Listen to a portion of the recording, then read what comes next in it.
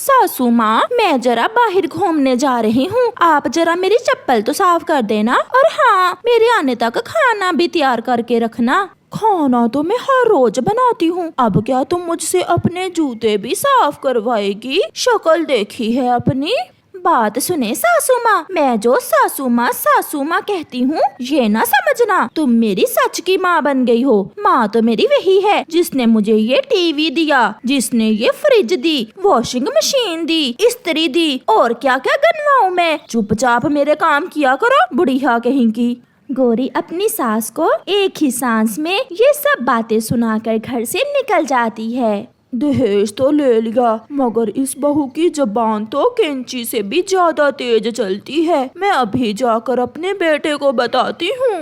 कालू बेटा, सुबह से दुकान पर आकर बैठे हुए हो, कुछ बिका भी है? क्या करूँ माँ, बहुत मंदा चल रहा है, सुबह से कोई भी ग्राहक अभी तक नहीं आया। आज तुम्हारी पत्नी ने बहुत बेइज्जती की है मेरी। माँ, फिर वही लड़ाई? माँ, मैं कुछ नहीं कर सकता, गौरी के मैके वालों का दिया ही तो हम खा रहे हैं। तो क्या अब मैं तुम्हारी पत्नी के जूते साफ करूंगी? मुझसे नहीं होगा ये सब। माँ, जिस दिन जहेज की लंबी लिस्ट बनाकर गौरी की माँ को दी थी, उस दिन ये बात सोच ली होती, जो लाखों का जहेज लाई है उसके नखरे तो उठाना ही होंगे। गौरी, तुम यहाँ बैठी हुई हो, घर का काम कौन करता है? मेरी बुढ़ी सास, और कौन। उसे जहेज चाहिए था और माँ ने सब दिया, मगर बदले में ये बात भी हुई थी कि मैं किसी काम को हाथ नहीं लगाऊंगी। अब तो खूब अकल ठिकाने आ गई होगी तुम्हारी सास की। आज तो उसने मेरे जूते भी साफ करके रखे होंगे। और सॉरी, मुझे जाना चाहिए, मैं फ्रिज में आइसक्रीम रख कर आई थी, मैं तो खाना ही भूल गई। गौरी जल्दी से घर भागती है। ये वॉशिंग मशीन को साफ क्यों नहीं किया सासू माँ कपड़े धोने के बाद? मैं साफ करने ही लगी थी कि कालू आ गया। फ्रिज में आइसक्रीम देखी तो मांगने लगा। तो क्या मेरी आइसक्रीम खा ली तुमने? माँ ने तो नहीं बताया कि आइसक्रीम तुम्हारी है। तो और क्या तुम्हारी माँ की थी? इतनी औकात है तुम माँ बेटे की जो आइसक्रीम खरीद सको? मेरी माँ कल मेरे लिए लाई थी। बहू रानी, हद से मत बढ़ो, मुझे औकात बताने की कोई जरूरत नहीं है। तुम जहेज अपने लिए लाई, मेरे लिए नहीं, जो मुझे ऐसे ताने देती रहती हो। अच्छा, तब तो माँ से रो रो कर कह रही थी कि मैं बहू को रानी बनाकर रखूंगी, बस फ्रिज जरा बड़ी दे दो। चिड़िया एक पेड़ पर बैठी हुई थी जब एक कबूतर पुलिस को साथ लेकर आता है। चिड़िया चिड़िया, क्या इस जंगल में कोई गौरी कौवी भी रहती है? कालू है उसके पति का नाम। हाँ भाई जी, वो सामने है उसका घर। क्या हुआ, आपके साथ पुलिस क्यों है? मुझे जल्दी है। कबूतर पुलिस को साथ लेकर वहाँ से चला जाता है। क्या बात है कबूतर जी, किससे मिलना है? हटो, मुझे तुम्हारे घर की तलाशी लेनी है। कबूतर पुलिस को साथ लेकर कौवे के घर के अंदर चला जाता है।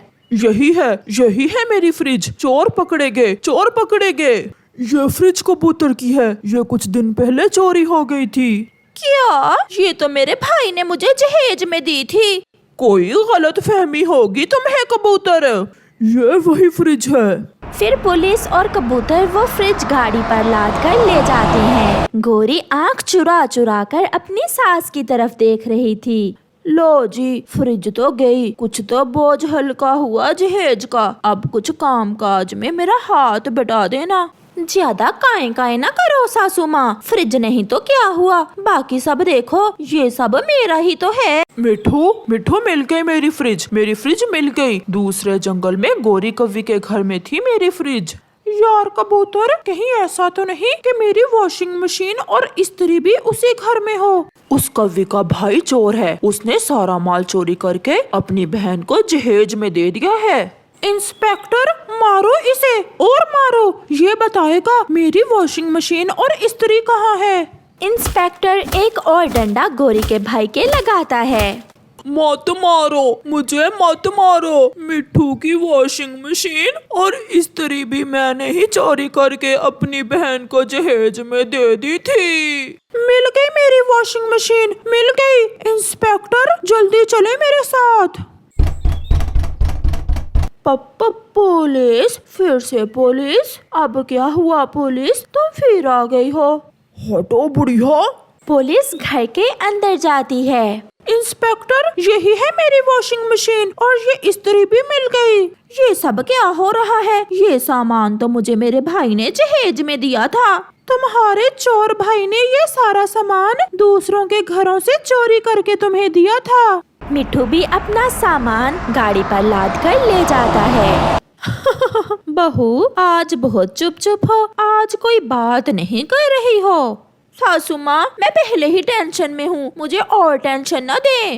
पत्नी जी, अब एक टीवी ही बचा है, कहीं ऐसा ना हो कि ये टीवी भी चोरी का निकले। अब सीधे से घर के काम करो, तुम्हारा जहेज वाला ताना तो हुआ खत्म। मगर गौरी कुछ बोले बिना बर्तन धोने लग जाती है। ऐसे ही कुछ दिनों बाद चाचा छमछम पुलिस को साथ लेकर आता है और कालू के घर से टीवी भी ले जाता है। कैसे चोर परिवार से पाला पड़ा है हमारा, जो भी था सब चोरी का निकला। अब खड़ी खड़ी मेरा मुंह क्या देख रही हो, जाओ और मेरे कपड़े धो। दस्तक फिर से होती है। माँ, फिर पुलिस आई है, मुझे डर है कि कहीं मेरी पत्नी भी चोरी की ना हो। ये सुनकर गौरी जल्दी से संदूक के पीछे छुप जाती है। कालू और उसकी माँ हंसने लग जाते हैं। दूर किसी जंगल में एक चिड़िया रहती थी, जिसके 2 बच्चे थे। बेटे का नाम कुकू और बेटी का नाम गुड़िया था। मम्मा चिड़िया अपनी बेटी की वजह से बहुत परेशान थी, क्योंकि उसकी बेटी एक टांग से अपाहिज थी। मम्मा चिड़िया सिलाई का काम करती थी। सिलाई के काम से ही कमाकर मम्मा चिड़िया ने अपने बच्चों को बड़ा किया था। गुड़िया बहन, जब मैं स्कूल से वापस आऊँगा तो हम दोनों नदी पर जाएंगे। नहीं भैया, मुझे कहीं नहीं जाना। गुड़िया बहन, आपकी टांग ठीक नहीं है, लेकिन आप उड़ तो सकती हो, फिर आप मेरे साथ बाहर क्यों नहीं जाती हैं? अब मुझ में और बर्दाश्त नहीं है भैया, सब मुझे लंगड़ी लंगड़ी कहकर तंग करते हैं। मैंने सोच लिया है, अब मैं कभी भी घर से बाहर नहीं जाऊंगी। मम्मा चिड़िया की आंखों में आंसू थे। वो अपनी बेटी का हौसला तो बढ़ाती, मगर वो क्या कर सकती थी, क्योंकि गुड़िया तो अंडे से अपाहिज पैदा हुई थी। फिर कुकू स्कूल चला जाता है और मम्मा चिड़िया अपनी बेटी से कहती है, गुड़िया बेटी, ऐसे दूसरों की बातों का बुरा नहीं मानते। कोई जो कहता है कहे, अगर आप ऐसे हौसला हार जाओगी तो जीना बहुत मुश्किल हो जाएगा। मगर गुड़िया खामोश थी। फिर शाम को गुड़िया अपनी मम्मा और भाई का कहना मान लेती है और उनके साथ नदी पर चली जाती है। नदी पर गौरी कव्वी बैठी हुई थी। चिड़िया, इसे घर में ही छोड़ दिया करो, बेचारी लंगड़ी है, कितनी मुश्किल से एक टांग पर खड़ी है। गौरी बहन, घर बैठ बैठ कर भी तंग आ जाती है गुड़िया। मैंने सोचा थोड़ी बाहर की हवा खा लेगी। बुलबुल ने मुझे बताया था कि तुम्हारी बेटी का इलाज तो हो सकता है, मगर पैसे ज्यादा लगते हैं। हम गरीब पक्षी हैं बहन, इतने पैसे हमारे पास कहाँ। मम्मा, मैं अपनी बहन का इलाज करवाऊंगा। मैं इतने पैसे कमा लूंगा जिससे मेरी बहन ठीक हो सके। कुकू बेटा, ऐसे ही अपनी बहन से हमेशा प्यार करते रहना। मम्मा, भाई मुझसे बहुत प्यार करते हैं। मैं तो कहती हूँ कोई लंगड़ा या पागल पक्षी देखकर गुड़िया की शादी कर दो। ऐसे कब तक बोझ उठाओगी इस अपाहिज बेटी का। गौरी बहन, आप ऐसी बातें ना किया करें। मेरी बेटी इसी वजह से बाहर आने से बहुत डरती है। प्लीज आप यहाँ से चली जाएं। भलाई का तो जमाना ही नहीं है। ये कहते हुए गौरी कव्वी वहाँ से चली जाती है। फिर शाम हो जाती है। मम्मा चिड़िया, गुड़िया और उसका भाई भी अपने घर के लिए उड़ते हैं। थोड़ी दूर गुड़िया की नजर नीचे एक पेड़ पर जाती है। वहाँ एक बूढ़ी चिड़िया घायल पड़ी थी। मम्मा वहाँ कोई है, मम्मा कोई पक्षी घायल है। फिर वो सब वहाँ जाते हैं। इसका पंख तो बहुत घायल है, बच्चों हम इसे अपने घर ले जाते हैं और घर जाकर मैं इसके पंख पर पट्टी कर देती हूँ। फिर कुकू और उसकी मम्मा उस बूढ़ी चिड़िया को उठाकर अपने घर ले जाते हैं। घर जाकर वो उस चिड़िया के पंख पर पट्टी बांध देते हैं।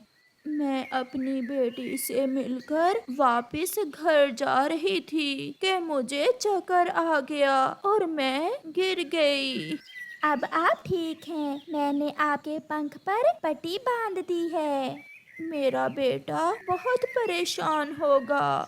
मगर आंटी अब तो रात हो गई है, आप आज की रात हमारे पास ही रहें और फिर कल सुबह अपने घर चली जाना। फिर मम्मा चिड़िया उस घायल चिड़िया को भोजन देती है। मेरे भी आपकी तरह 2 ही बच्चे हैं, एक बेटी जिसकी शादी मैंने पूर्व वाले जंगल में कर दी है और एक बेटा।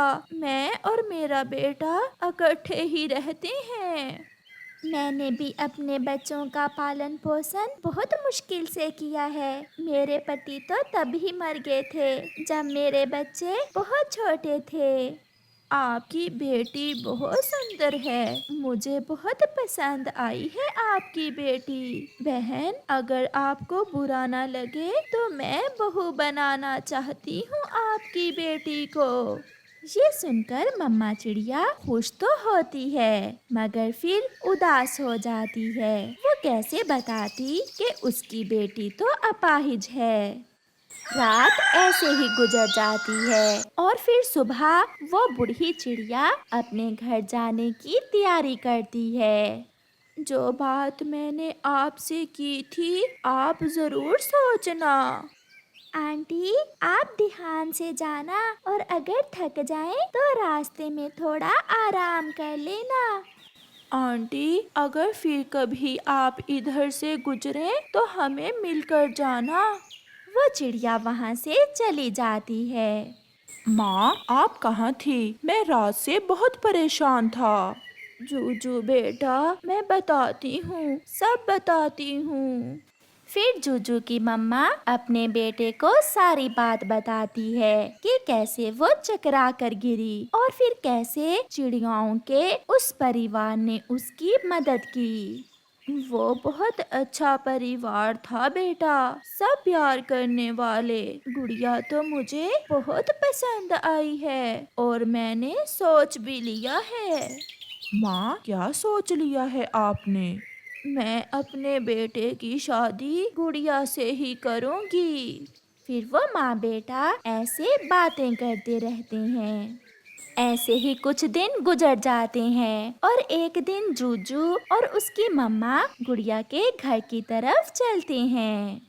वो दोनों माँ बेटा अभी गुड़िया के जंगल पहुँचे ही थे कि उन्हें गौरी कव्वी मिल जाती है। वो दोनों माँ बेटा गौरी कव्वी से रास्ता पूछते हैं। कव्वी हमें रानो चिड़िया के घर जाना है जो पीपल के बड़े पेड़ पर रहती है। अच्छा अच्छा मुझे पता चल गया, क्या काम है आपको उस छोटी चिड़िया से? मैं अपने बेटे की शादी करना चाहती हूँ उस चिड़िया की बेटी से। ये सुनकर गौरी हैरान हो जाती है। क्या इस बेटे की? हाँ यही है मेरा बेटा। जाओ चिड़िया यहीं से वापस चली जाओ, उसकी बेटी तो एक टांग से लंगड़ी है और तुम्हारा बेटा तो अच्छा भला है। ये सुनकर मम्मा चिड़िया घबरा जाती है और अपने बेटे की तरफ देखती है। माँ चलें, आप ऐसे मेरी तरफ ना देखें। जो देखकर आपने उसे पसंद किया है मैं भी ऐसी ही चिड़िया की खोज में था। फिर वो माँ बेटा गौरी की बात नहीं मानते और आगे बढ़ते हैं। ये है मेरा बेटा जूजू। गुड़िया की मम्मा और भाई उन्हें देखकर बहुत हैरान हो रहे थे। क्या आपको कुछ पता भी है कि मेरी बेटी रास्ते में एक कवि ने हमें सब बता दिया है, मगर माँ जी, जहाँ प्यार हो वहाँ ऐब नहीं देखे जाते। फिर जूजू गुड़िया को बिहाकर अपने साथ ले जाता है और वो सब खुशी खुशी की जिंदगी गुजारते हैं।